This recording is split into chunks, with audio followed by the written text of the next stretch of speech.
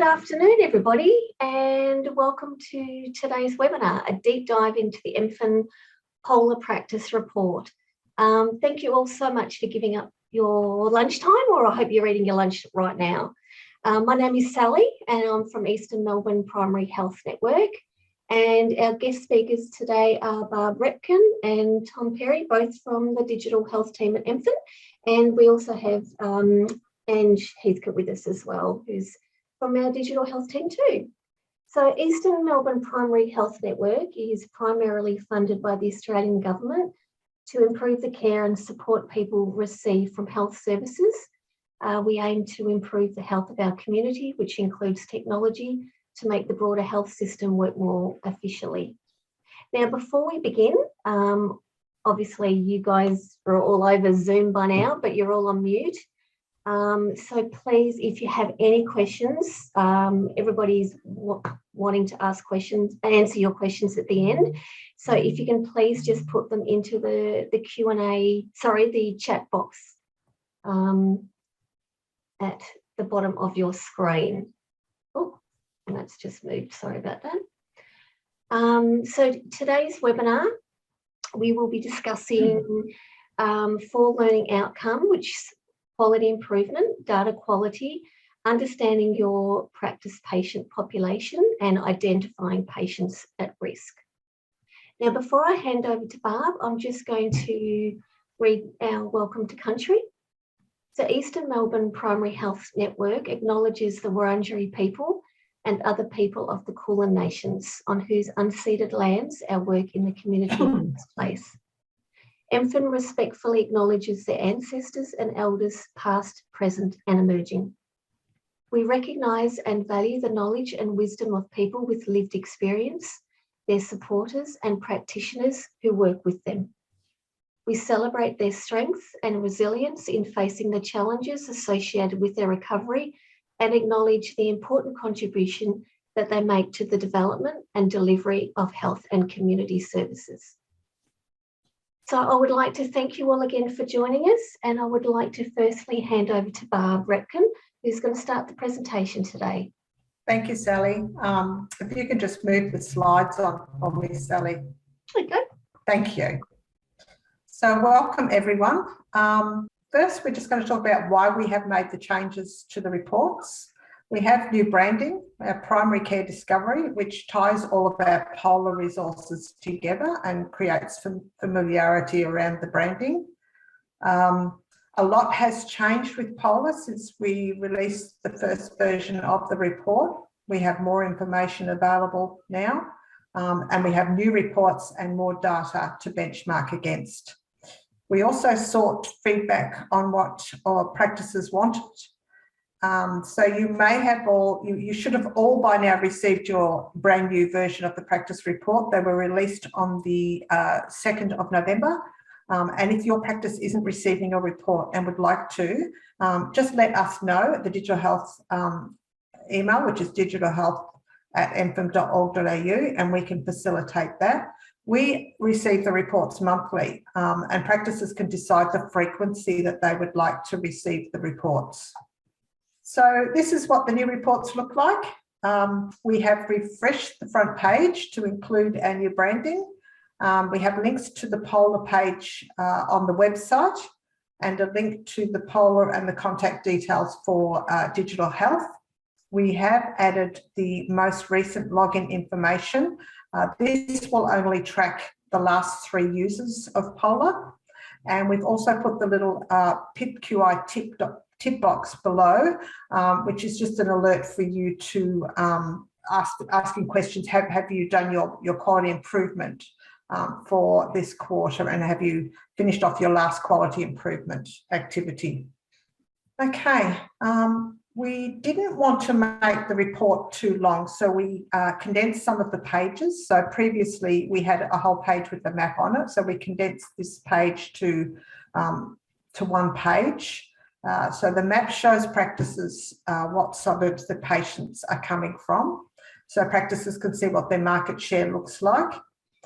The age profile shows the practices what their own demographics look like. So practices can make informed decisions about the services they offer their patients.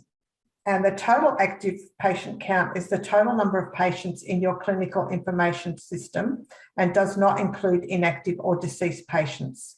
A patient is considered RACGP active if they visited your practice 3 or more times in the last 2 years. Just a little hint, seeing a large variation between both these counts may indicate an opportunity for data cleansing or making patients inactive in your clinical information systems. We have some resources at the PHN on how to make patients inactive in both best practice and medical director in a bulk way. So you can contact your practice facilitator or the digital health team if you would like those resources sent out or need assistance with that. So this page is original and probably the most used page in the practice report. There hasn't been any change to this page. It will give you information about how well your practice is recording both demographic and clinical data and assist you with meeting your accreditation standards. You're also able to benchmark yourselves against the EMPHN Top 10, which is our top 10 performing practices for that particular measure. So it could be numerous different practices that perform well in each measure. And then we average that percentage out. So it gives us our top 10. And having this report enables you to have a snapshot of your data and being able to track your data for quality improvement activities, documenting and retaining proof of compliance in case of a Medicare audit around the quality improvement. So this page has changed significantly and we're very pleased with this page. The practice incentive program measures were set by the Department of Health when the PIPQI program was introduced a couple of years ago. And what we've done with this page, we've changed the page to include 3 new columns which are marked in blue. So practices are now able to benchmark how they're performing in the PIPQI measures against the EMPHN Top 10 averaged out again, the EMPHN practices who have POLAR and the national average for all of the quality improvement measures. So that's the first time we've been able to add that the national average in there as well as the other 2 benchmarking measures. So it actually shows us how we're performing against the whole of Australia now, which is a first that we've been able to do that. Previously, we were benchmarking the prevalence of chronic disease against the ABS Health Survey data, which was data from 2016. So we've actually moved now to benchmarking practices against the EMPHN Prevalence, which is more relevant and much more up to date. So having a practice prevalence that lower than the EMPHN prevalence can indicate a diagnosis coding issue. Example for that is that the doctors are not using the coded lists or free texting information into the diagnosis, or even having a database that is not up to date. So an indication that you may need to archive your patients. The new hospitalisation risk and the cardiovascular risk tables in this report are straight from the reports within POLAR, and they're new additions, and they calculate the number of patients that are at risk of either being hospitalised within the next 12 months or the likelihood of a patient experiencing a cardiovascular event within the next 5 years. So that gives you the number of patients that are in those risk categories, and you can actually then open those reports in POLAR and have those patient lists populate, and you can find those patients. So if anyone hasn't seen that hospitalisation risk report or the cardiovascular disease risk report, please give us a call. We'd be more than happy to go through that with you on a one-to-one basis and show you the value of that report. So this page hasn't changed either, but what this page is designed to do is to give you, assist practices to investigate and identify chronic diseases that are specific to your practice. with SNOMED, what SNOMED is, a lot of you may not know what SNOMED is. It's a standard coding for medical codes or the coded lists in your clinical information system. In this example, we have a high number of not mapped, which are diagnoses that have not been mapped to the SNOMED codes. So encourage your providers to select from the coded lists and add notes rather than a free text diagnosis option. So rather than putting, if you can't find a SNOMED code that exactly fits what you want, use the SNOMED code that's appropriate and then add comments rather than adding something bespoke, because that it doesn't actually code and you can't actually get that information out of your POLAR reports.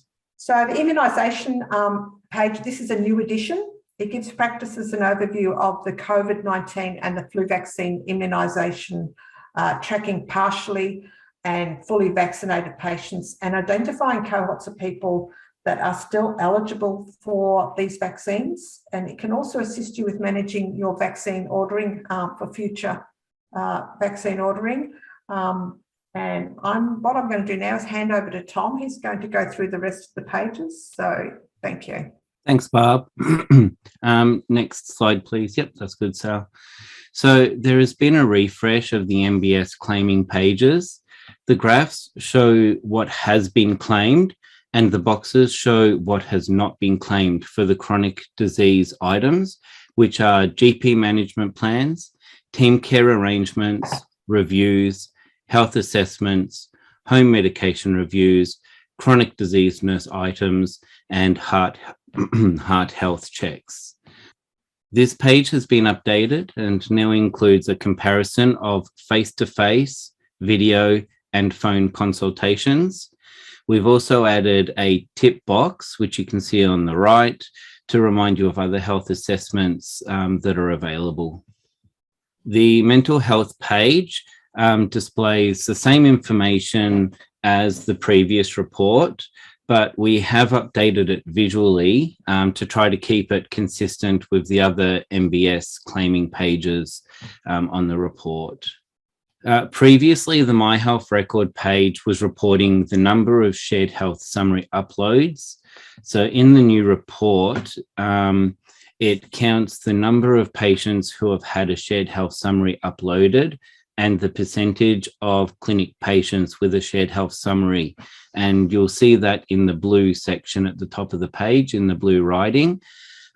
This ratio has been updated because we feel that it was a little bit more accurate than was displayed in the previous report. So you may see some changes there, especially in the percentage of clinic patients with the shared health summary. At the bottom of the page, there's a count of patients in the black numbers, and these are those that have had, who have a chronic disease but have not had a shared health summary uploaded.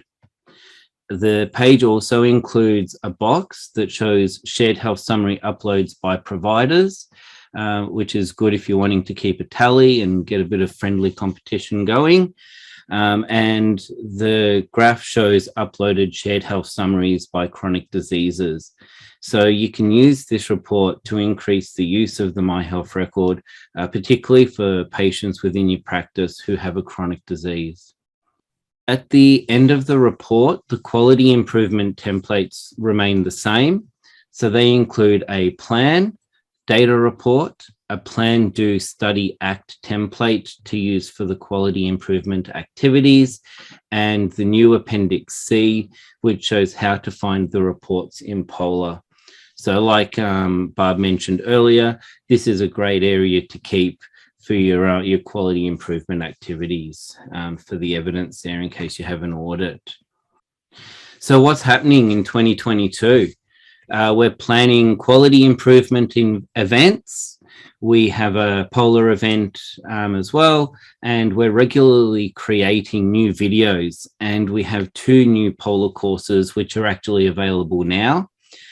There are new POLAR videos available now on our website, www.emphn.org.au/POLAR, And if you're interested in completing a POLAR course via our learning management system with certification, just send us an email at digitalhealth@emphn.org.au.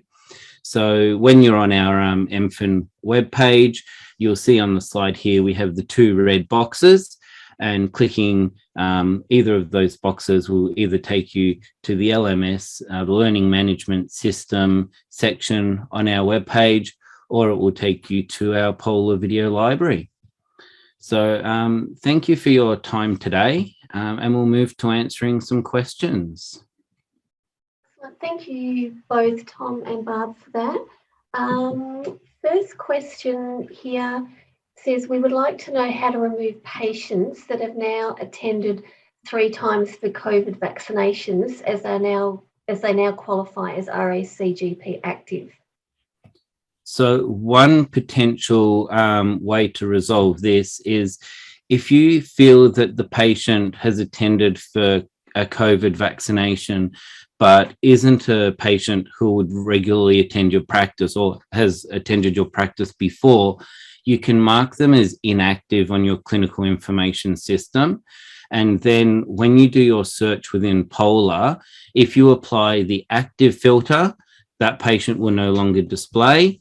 And then you can put your RACGP active filter on as well to get those patients that have been 3 or more times in the last 2 years, but that patient who's inactive in your clinical information system will no longer display. Excellent, thanks, Tom. And everybody, please keep putting questions in while you've got the team here. Yeah, they can certainly answer any questions that you have. No questions are silly questions, so please keep them coming. Next question, does the COVID-19 data for our practice capture vaccines given at other locations? Do you want me to take this one, Tom? Yep, happy for you to take that one, Barb. Yeah. So it will only pull from data that is in your own clinical information systems. What we recommend you do is get into a process of connecting to the My Health record when a patient comes in. If the patient has a My Health record and gives you permission to do that, and then the COVID vaccines come up in the My Health record, and then you can record them in your systems as COVID vaccine and given elsewhere. So then once you've done that, they will those patients will be in the COVID vaccine report. Thanks, Barb. I hope that answers that one. Tom, I'm going to go back to you because there's a further question from the first one. If we inactivate them, will they come up in COVID vaccine data? Not within POLAR, no. Not if you select your active filter, then no, the patient won't display because you've made them inactive. And the purpose of the active filter is to only show active patients, so it removes inactive and deceased patients, so they won't show up in that search. Beautiful, thank you. And just to let you all know that all the attendees who are on today will be getting a copy of the slides and the recording. That will all be emailed out to you as well. I didn't mention that earlier, sorry about that. So another couple of questions. If a GP is doing telehealth only, can that GP do health assessments, e.g. 45 to 49-year-old health assessment or 75 and older health assessment? My understanding is that the health assessment items are not able to be done via telehealth item numbers. They are attendance items. Okay. Definitely worth checking the MBS definition for the item number, and that will also help to add clarity. But yeah, like Barb said, they're usually a face-to-face. Next question for you. If the practice wants to identify non-regular COVID vaccination patients, how can they do that?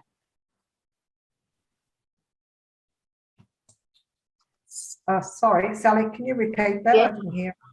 If the practice wants to identify non-regular COVID vaccination patients, how can they do that? When you say regular, I'm guessing that you would mean RACGP active patients. So like Tom said, those COVID vaccination appointment patients will appear in your RACGP active and active patient count unless you make them inactive.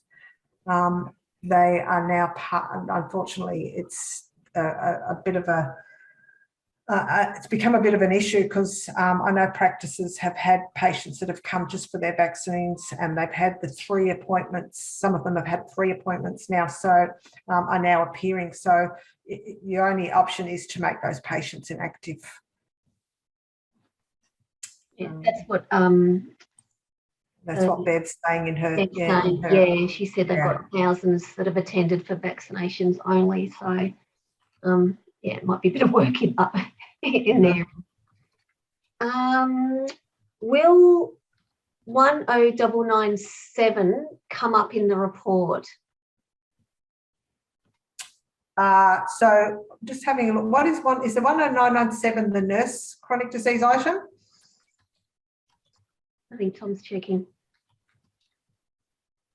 Yes, it is. Yes.